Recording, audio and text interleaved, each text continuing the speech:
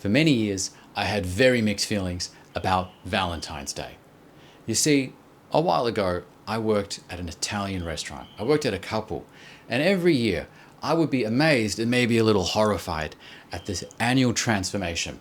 The restaurant would transform from being a bar, bistro, family restaurant into this strange space with all the tables in perfect rows and each table with just two chairs.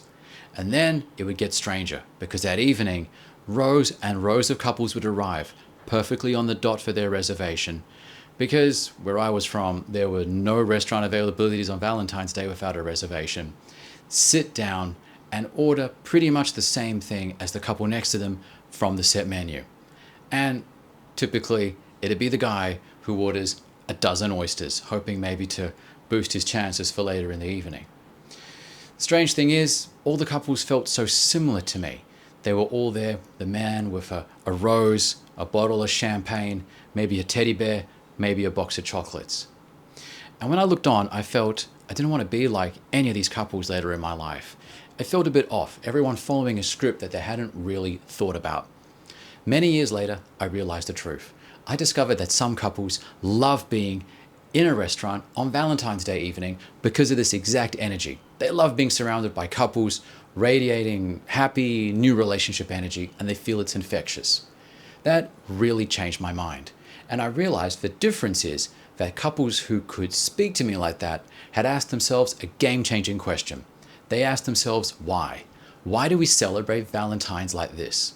And there were many reasons. Maybe it was just a great night to shake things up, leave the kids at home. Maybe it was an opportunity to revisit romantic fantasies from their youth.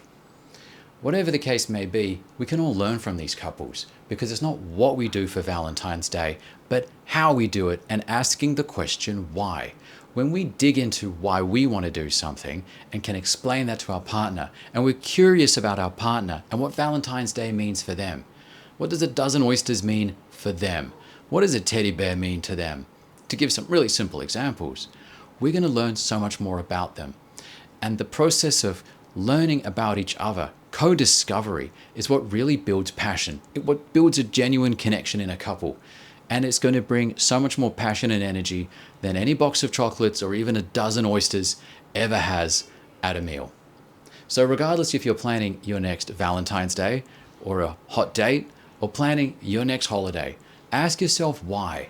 What does this event, activity mean to you, and what feelings are you trying to share with your loved one, with the person you want to be with?